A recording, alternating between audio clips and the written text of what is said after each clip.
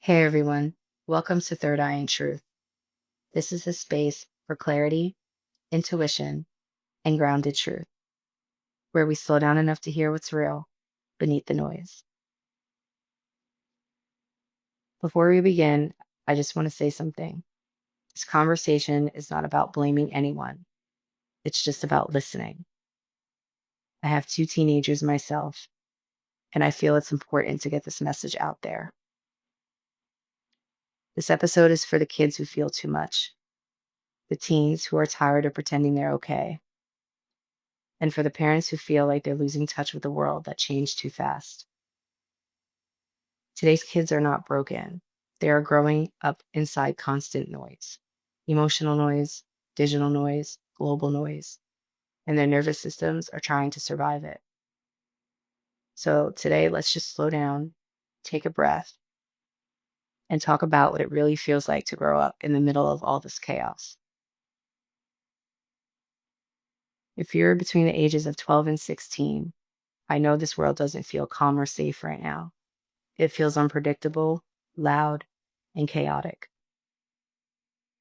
You're constantly hearing about violence, climate control, social division, and expectations to grow up too fast, sometimes before your emotions have caught up with your body.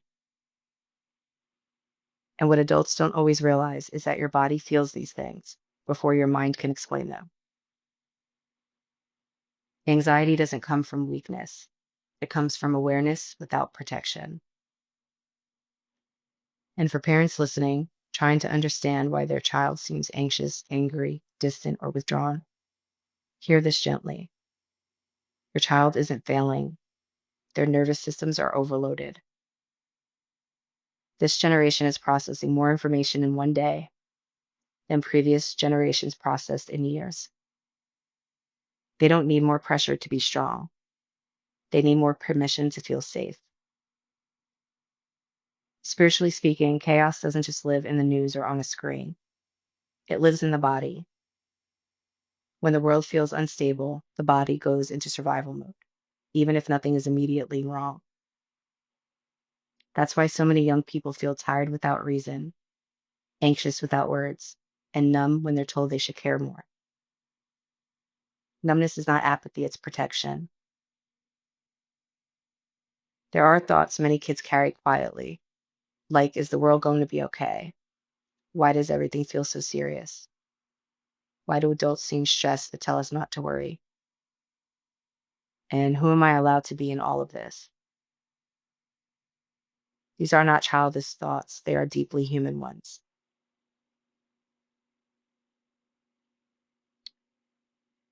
You're not alone out there.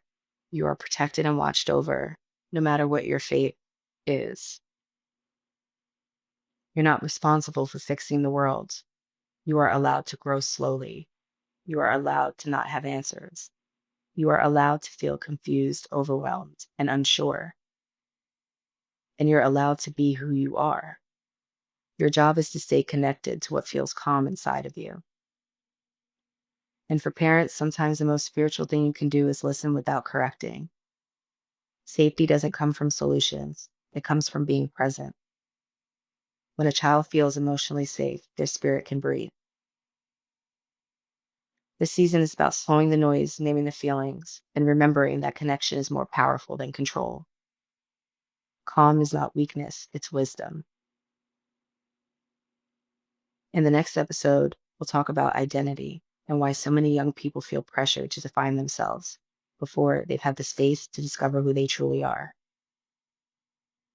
Thanks for listening, and I'll catch you next time.